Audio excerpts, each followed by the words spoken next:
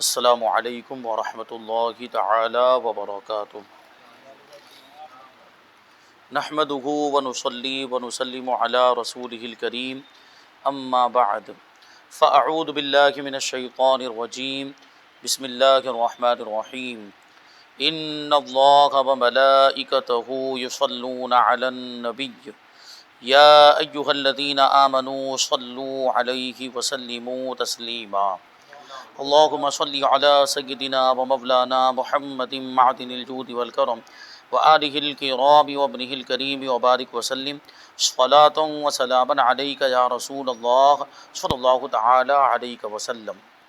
روزے کا بیان جاری ہے۔ اس سے پہلے والے درس میں روزہ توڑنے والی چیزوں کا بیان ہوا اور اس سے تعلق رکھنے والی کچھ باتیں آگے بیان کرتے ہیں۔ سوال یہ ہے کہ کسی شخص کو خود بخود الٹی آئی اور اس نے یہ سمجھا کہ روزہ اب ٹوٹ گیا ہے تو اس نے کچھ کھانا پینا شروع کر دیا، تو سوال یہ ہے کہ ایسے شخص پر قضا لازم ہے یا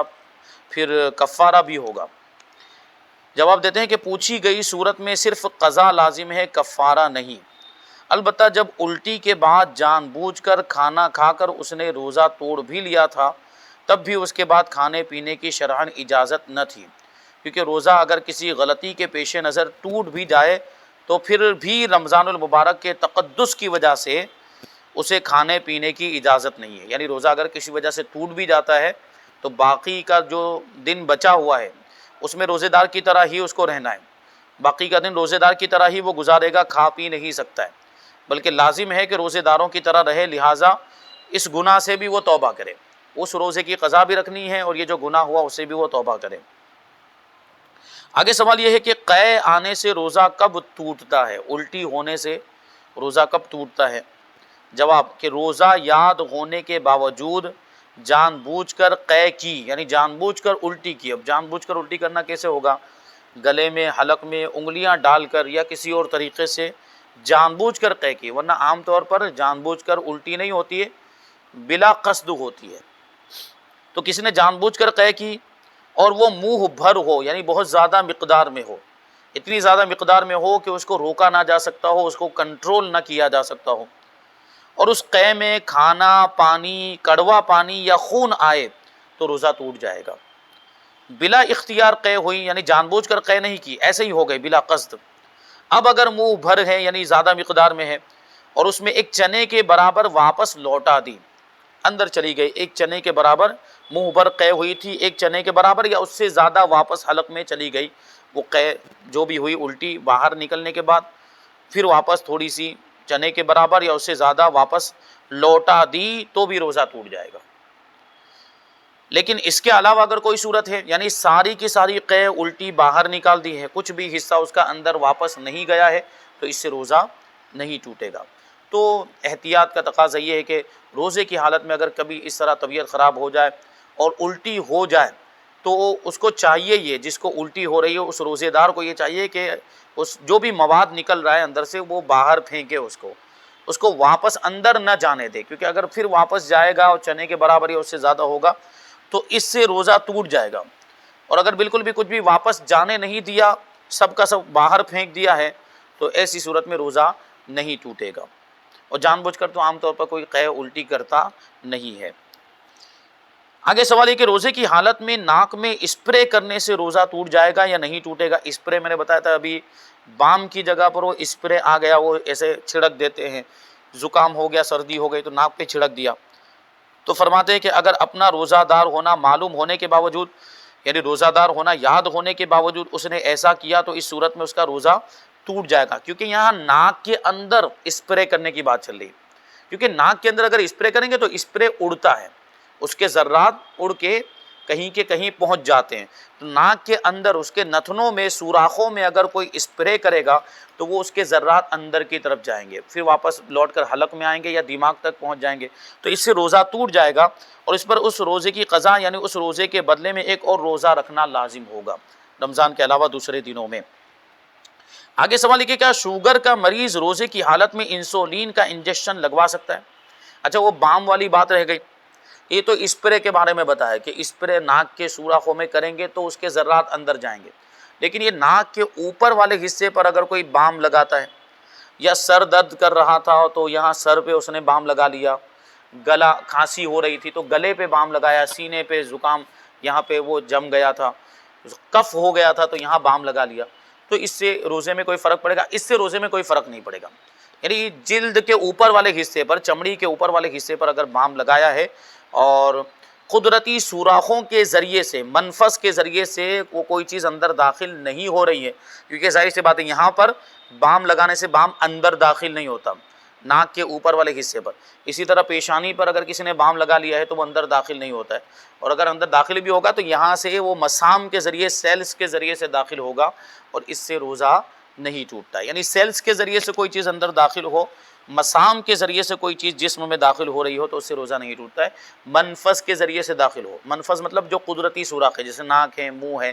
اور اس طرح کے دوسرے سوراخ جو قدرتی طور پر بنے ہوئے ہیں جسم کے اندر، ان کے ذریعے سے کوئی چیز داخل ہو اور جسم کے اندرونی حصے تک پہنچ جائے، یعنی جس حصے کو جسم کا اندرونی حصہ کہا جاتا ہے، جوف جس کو شریعت کی اصطلاح میں کہا جاتا ہے، وہاں تک اگر کوئی چیز پہنچ گئی تو اس سے روزہ ٹوٹ جاتا ہے۔ اسی وجہ سے کان کے بارے میں کہا کہ کان میں دوا ڈالنے سے بھی روزہ ٹوٹ جاتا ہے، کیونکہ کان کا یہ جو ظاہری حصہ جو نظر آنے والا ہے، یہاں تک اگر کوئی چیز ہے تو وہ ظاہری حصے میں، لیکن اندر والے حصے میں چلی گئی دوا جو نظر نہیں آتا، یہاں سے دیکھنے پر جو حصہ نظر نہیں آتا، تو ظاہر سی بات دوا ڈالتے ہیں تو وہ دوا اندر تک جاتی ہے، جو اندر کا حصہ ہے تو اس سے روزہ ٹوٹ جائے گا۔ آنکھ میں دوا ڈالنے سے روزہ نہیں ٹوٹتا ہے۔ کہتے ہیں کہ شوگر کا مریض ہے، وہ روزے کی حالت میں انسولین کا انجیکشن لگوا سکتا ہے کہ نہیں؟ وہ ان کو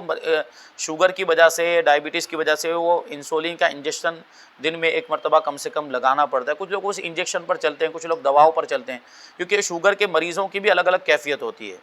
کچھ لوگوں کو دوا سے فائدہ ہو جاتا ہے اور دوا کی وجہ سے پھر پورا دن ان کا نکل جاتا ہے، ایک گولی پی لیتے ہیں تو پورا دن اچھا گزر جاتا ہے، لیکن کچھ لوگوں کو انجیکشن لینا پڑتا ہے، یعنی بہت زیادہ اگر ان کی ہائی ہو گئی ہے شوگر تو جو انسولین کا انجیکشن لیتے ہیں وہ روزے کی حالت میں لگوا سکتے ہیں کہ نہیں لگوا سکتے ہیں؟ وہ کبھی تو یہاں پیٹ میں لگاتے ہیں وہ لوگ،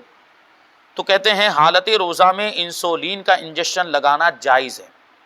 اور اس سے روزہ نہیں ٹوٹتا۔ اور صرف یہ انسولین کے انجیکشن کی بات نہیں، کوئی بھی دوسرا بھی کوئی انجیکشن ہو، کسی اور قسم کا بھی انجیکشن ہو، کوئی کسی اور دوا کا انجیکشن ہو، تو انجیکشن لگوانے سے روزہ نہیں ٹوٹتا۔ میں نے ابھی عرض کیا کہ یہاں انجیکشن کے ذریعے سے جو دوا جسم کے اندر داخل ہوتی ہے وہ منفذ سے نہیں داخل ہوتی، یعنی قدرتی سوراخ سے داخل نہیں ہوتی، وہ مسام کے ذریعے سے داخل ہوتی ہے، یا وہ سوراخ بنتا ہے انجیکشن کی سوئی کے ذریعے سے۔ تو اس میں سے جو یا تو اگرچہ گوشت میں لگایا جائے یا رگ میں لگایا جائے انجیکشن، اس سے روزہ نہیں ٹوٹے گا، کیونکہ وہ قاعدہ آپ کو بتا دیا گیا کہ اس میں جو اگرچہ دوا جسم کے اندر داخل ہو رہی ہے لیکن منفذ کے ذریعے داخل نہیں ہو رہی ہے، مسام کے ذریعے داخل ہو رہی ہے۔ یوں ہی وہی کہہ رہے ہیں، عام انجیکشن چاہے رگ میں لگایا جائے یا گوشت میں لگایا جائے اس سے روزہ نہیں ٹوٹے گا، کیونکہ عمومی طور پر انجیکشن کی سوئی جوف، معدہ یا معدے تک جانے والے راستوں کے اندرونی حصے یا دماغ تک نہیں پہنچائی جاتی، لہٰذا یہ انجیکشن روزہ ٹوٹنے کا سبب نہیں ہوگا۔ یعنی وہی بات کہی کہ یہاں منفذ کے ذریعے سے دوا داخل نہیں ہوتی ہے بلکہ مسام کے ذریعے سے دوا داخل ہوتی ہے، اس لیے اس سے روزہ نہیں ٹوٹتا ہے۔ سوال، اگر آنسو منہ میں چلے گئے اور انہیں نگل لیا تو روزہ ٹوٹے گا یا نہیں؟ جواب، اگر قطرہ 2 قطرہ ہے آنسو تو روزہ نہیں ٹوٹا، اور زیادہ تھا یعنی 2 قطرے سے زیادہ آنسو تھے کہ اس کی نمکینی پورے منہ میں محسوس ہوئی تو پھر روزہ ٹوٹ گیا۔ اور پسینے کا بھی یہی حکم ہے، یعنی پسینہ اگر نگل لیا، پسینہ منہ میں چلا گیا اور 1 قطرہ یا 2 قطرہ ہے تو اس سے روزہ نہیں ٹوٹے گا، زیادہ ہے کہ اس کا ٹیسٹ منہ کے اندر محسوس ہو رہا ہے، ذائقہ محسوس ہو رہا ہے تو پھر اس سے روزہ ٹوٹ جائے گا۔ آگے سوال ہے کہ روزے کے کوئی 6 مکروہات بیان کیجئے، یعنی ایسی کوئی 6 چیزیں بیان کیجئے جو روزے کی حالت میں مکروہ ہیں۔ جواب، جھوٹ بولنا ویسے بھی گناہ ہے اور بہت ہی بری چیز ہے، بہت بری عادت ہے، بہت غلط کام ہے جھوٹ بولنا، اور روزے کی حالت میں اور زیادہ برا ہے جھوٹ بولنا، بلکہ کوئی بھی گناہ روزے کی حالت میں اور زیادہ، گناہ کے کام ویسے بھی برے ہیں لیکن روزے کی حالت میں کرنا اور زیادہ برا، کیونکہ روزہ ایک اللہ کی عبادت، اللہ کی فرما برداری کے لیے، اللہ کو راضی کرنے کے لیے بندہ روزہ رکھتا ہے، اور اس میں پھر یہ گناہوں کے کام کرے تو اللہ کیسے راضی ہوگا؟ غیبت کرنا، بد نگاہی کرنا یعنی اجنبی عورتوں کو غلط نگاہ سے دیکھنا، گالی دینا، بلا اجازت شرعی کسی کا دل دکھانا، کسی کو تکلیف پہنچانا، داڑھی منڈانا، یہ بھی گناہ ہے، یہ ویسے بھی ناجائز و حرام ہے، روزے کی حالت میں اور زیادہ حرام ہے، اور ان کاموں کی وجہ سے روزے میں کراہیت آتی ہے اور روزے کی نورانیت چلی جاتی ہے۔ آدمی روزہ رکھتا ہے تو اس کی وجہ سے ایک روحانیت کی کیفیت ہوتی ہے اور اس کی نورانیت وہ محسوس کرتا ہے، لیکن یہ اس طرح کے گناہ اگر روزے کی حالت میں کرے تو پھر وہ روزے کی نورانیت بھی ختم ہو جاتی ہے۔ آگے سوال ہے کہ روزے کا کفارہ کیا ہے؟ جواب، ممکن ہو تو ایک باندی یا غلام آزاد کرے، لیکن چونکہ اب باندی اور غلام کا تو زمانہ ہی نہیں ہے، تو باندی اور غلام کو کیسے آزاد کریں گے؟ نہیں کر سکتے اس زمانے میں، اور یہ نہ کر سکے تو پے در پہ 60 روزے رکھے، 60 یعنی 60 روزے رکھنے پڑیں گے۔ اگر ایک روزہ جان بوجھ کر توڑا ہے اور وہ ایسی صورت ہے کہ جس میں قضا کے ساتھ کفارہ بھی لازم ہوتا ہے، تو کفارے میں یہ کرنا پڑے گا، یا تو ایک غلام آزاد کرنا ہے یا پھر 60 دن کے پے در پہ روزے، اور پے در پہ کا مطلب ہوتا ہے ایک کے بعد ایک، 60 دن کے روزے مسلسل ہونے چاہیے، یعنی مطلب یہ ہوا کہ بیچ میں 60 روزے رکھتے رکھتے ایک روزہ بھی اگر چھوٹ گیا تو پھر سے رکھنے پڑیں گے، پھر سے 60 روزے رکھنے پڑیں گے۔ اور یہ بھی اگر ممکن نہ ہو، یعنی اگر 60 روزے رکھنے کی طاقت نہ ہو تو 60 مسکینوں کو پیٹ بھر دونوں ٹائم کا کھانا کھلائے، 60 فقیروں کو، شرعی فقیروں کو 2 ٹائم کا کھانا کھلائے۔ یہ جو پیشہ ور فقیر مانگنے والے ہوتے ہیں، ان کے بارے میں بار بار یہ بات آئی کہ ان کے پاس تو لاکھوں روپے ہوتے ہیں، اور یہ وہ فقیر نہیں جن کو شرعی فقیر کہا جائے، یہ عرفی فقیر ہے، پیشہ ور فقیر بن بیٹھے ہیں، ورنہ ان کے پاس تو انہوں نے اسی کو دھندا بنا لیا ہے، تو پیسے خوب جمع ہوتے ہیں۔ تو واقعی جو حاجت مند ہے، واقعی جو شریف فقیر، اس کو تلاش کیا جائے اور ایسے لوگوں کو کھلایا جائے، 60 مسکینوں کو کھلایا جائے، یا ایک ہی مسکین کو 60 دنوں تک دونوں ٹائم کا کھانا کھلایا جائے۔ آگے سوال ہے کہ کس صورت میں بلا عذر شرعی جان بوجھ کر روزہ توڑنے میں کفارہ نہیں ہے؟ یعنی عام طور پر جان بوجھ کر روزہ توڑنے کی وجہ سے قضا بھی ہوتی ہے اور کفارہ بھی، اگر کوئی قصدن روزے کے توڑ دے، لیکن کچھ صورتیں ایسی ہیں کہ بلا عذر شرعی جان بوجھ کر بھی روزہ توڑ دیا، پھر بھی کفارہ نہیں، قضا تو ہے لیکن کفارہ نہیں ہے۔ کہتے ہیں کہ رمضان شریف کے علاوہ کسی دوسرے روزے کے توڑنے میں کفارہ نہیں، رمضان شریف کا روزہ جان بوجھ کر توڑے تو اس میں کفارہ ہوتا ہے، لیکن رمضان کے علاوہ دوسرے کوئی روزے، جیسے محرم میں روزے رکھتے ہیں، بڑی راتوں میں روزے رکھتے ہیں، اور دوسرے کچھ مبارک دنوں میں، کوئی پیر کا روزہ رکھتا ہے، کوئی جمعرات کا روزہ رکھتا ہے، کوئی اور کسی دن میں روزہ رکھتا ہے، تو اس کو اگر جان بوجھ کر توڑ دے تو کفارہ نہیں ہے، اگرچہ بلا عذر شرعی اور جان بوجھ کر توڑا ہو، لیکن نفلی روزہ شروع کر دینے سے اس کو پورا کرنا واجب ہو جاتا ہے۔ اگر جان بوجھ کر نفلی روزہ توڑے گا تو پھر قضا واجب ہو جائے گی۔ یاد رہے، نفلی روزہ بلا عذر توڑنا ناجائز ہے، یعنی گناہ تو اس میں بھی ہے۔ نفلی روزہ جیسے عام طور پر جو روزے ہوتے ہیں، محرم شریف کے روزے یا بڑی راتوں کے روزے، وہ سب نفلی روزے ہی ہوتے ہیں۔ نفلی روزے کا حکم یہ ہے کہ اگر آپ نہیں رکھیں تو کوئی گناہ نہیں ہے، رکھیں تو ثواب ہے، لیکن جب اس کو شروع کر دیا، روزہ شروع کر دیا، تو اب اس کا پورا کرنا واجب ہو جاتا ہے۔ مطلب یہ ہے کہ اب اس کو بیچ میں توڑ دیں گے تو پھر اس کی قضا واجب ہوگی، تو یہ حکم ہے، قضا ہے لیکن کفارہ نہیں ہے۔ وہ صرف کفارہ جو ہے وہ رمضان کے روزوں میں ہے، وہ بھی مخصوص صورتوں میں ہے۔ وہ کہہ رہے ہیں آگے سوال یہ کہ کس روزے کا توڑنا واجب ہے اور قصدن توڑنے پر قضا بھی نہیں؟ کون سا ایسا روزہ ہے جس کو توڑنا ضروری ہے؟ اب یہ کہہ رہے ہیں کہ توڑنا گناہ ہے، لیکن کچھ مخصوص روزے ایسے، مخصوص دنوں کے روزے ایسے ہیں، خاص دنوں کے، جن کو توڑنا واجب ہے۔ جواب، عید یعنی رمضان کی عید، بقرہ عید اور ایام تشریق، یعنی بقرہ عید کے بعد 3 دن اور 11، 12، 13 ذی الحجہ، یہ جو 5 دن پورے سال کے اندر ہیں، ان میں روزہ رکھنا مکروہ تحریمی ہے، اور بعض علماء نے حرام بھی کہا۔ 5 دنوں میں عید الفطر کا 1 دن اور 4 دن جو ہے وہ ذی الحجہ کے، 10، 11، 12، 13 ذی الحجہ کے مہینے کی، یہ 4 تاریخوں میں روزہ رکھنا جائز نہیں ہے۔ تو اگر ان دنوں میں کسی نے نفلی روزہ رکھ دیا تو قصدن توڑنے سے اس کی قضا واجب نہیں ہوتی، بلکہ اس روزے کا توڑنا واجب ہے، کیونکہ وہاں روزہ رکھنا ہی جائز نہیں تھا، تو روزہ رکھنے کی وجہ سے گنہگار ہو رہا ہے، تو روزہ توڑنا ضروری تھا، اور اگر یہاں پہ روزہ توڑ دے گا تو وہ قضا اس کی نہیں ہے، اس کی قضا واجب نہیں ہوگی۔ آگے سوال ہے کہ جس پر غسل فرض ہوا اس کا روزہ ہو جاتا ہے؟ مطلب کیا ہوا کہ غسل فرض ہونے کی حالت میں ہی، ناپاکی کی حالت میں ہی اس نے صبح کر لی، یعنی صبح شادی کا وقت ہو چکا، اور اب ظاہر سی بات ہے غسل نہیں کیا تو فجر کی نماز بھی نہیں پڑھ پایا ہوگا، تو ایسی صورت میں یعنی ناپاکی کی حالت میں ہی کسی نے روزہ شروع کر دیا ہے، تو وہ روزہ مانا جائے گا کہ نہیں مانا جائے گا؟ اس کا روزہ شمار میں آئے گا، وہ گنا جائے گا کہ نہیں گنا جائے گا؟ کہتے ہیں جی ہاں، جنابت یعنی غسل فرض ہونے کی حالت میں صبح کی، بلکہ سارا دن کوئی جنابت کی حالت میں رہا، یعنی ناپاکی کی حالت میں رہا، تو روزہ ہو جائے گا، مگر اتنی دیر تک جان بوجھ کر غسل نہ کرنا کہ نماز قضا ہو جائے، گناہ اور حرام ہے۔ ظاہر سی بات ہے، وہ فجر کا وقت نکل جاؤ، فجر کا وقت نکل گیا، وہاں تک اس نے غسل نہیں کیا تو فجر کی نماز چھوٹ گئی، فجر کی نماز قضا ہو گئی۔ پھر اور اگر اس نے غسل نہیں کیا یہاں تک کہ ظہر کی نماز کا وقت آ گیا، ظہر کی نماز کا وقت بھی نکل گیا، اور وہ ناپاکی کی حالت ہی میں رہا، تو ایسی صورت میں ناپاکی کی حالت میں نماز تو نہیں پڑھ سکتا ہے، تو جان بوجھ کر غسل نہ کرنا کہ جس کی وجہ سے نمازیں چھوٹ جائیں، یہ بہت بڑا گناہ ہے، کبیرہ گناہ ہے اور یہ حرام ہے، ایسا نہیں کرنا چاہیے۔ لیکن اس کی وجہ سے روزے میں کوئی فرق نہیں پڑے گا، روزہ ہو جائے گا، کیونکہ روزے کی جو تعریف بتائی گئی اور روزے کا جو حکم ہے وہ یہ ہے کہ صبح صادق سے لے کر غروب آفتاب تک کھانے پینے اور ہم بستری سے رکے رہنا ہے، وہ پایا جا رہا ہے یہاں پر، یعنی وہ کھانے پینے سے رکا ہوا ہے، ہم بستری سے بھی رکا ہوا ہے، تو روزہ اس کا ہو جائے گا۔ آگے سوال ہے کہ مجبوری کے سبب روزہ نہ رکھا تو مجبوری ختم ہونے کے بعد کیا حکم ہے؟ کسی مجبوری کی وجہ سے، جیسے بیمار تھا اور بیماری کی وجہ سے وہ روزہ نہیں رکھ پایا، اب وہ بیماری اس کی ختم ہو گئی، اب وہ مجبوری اس کی ختم ہو گئی، تو اب کیا حکم ہوگا اس روزے کا جو مجبوری کی وجہ سے نہیں رکھ پایا ہے؟ جواب، بعض مجبوریاں ایسی ہیں جن کے سبب رمضان المبارک میں روزہ نہ رکھنے کی اجازت ہے، بعض یعنی سب مجبوریاں ایسی نہیں ہیں، چھوٹی موٹی بیماری،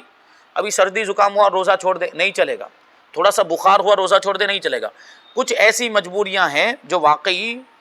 تکلیف والی ہوتی ہیں، جن میں روزہ رکھنے کی وجہ سے آدمی اور زیادہ مشقت میں پڑ جائے گا،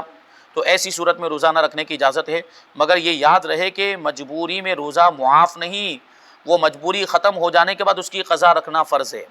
البتہ قضا کا گناہ نہیں ہوگا یہاں پر، کیونکہ مجبوری کی وجہ سے اس نے روزہ چھوڑ، جیسے یہاں پہ بیمار تھا، بہت زیادہ بیمار تھا، یعنی اتنا زیادہ بیمار تھا کہ اب اگر وہ روزہ رکھے گا تو اس کی بیماری بڑھ جائے گی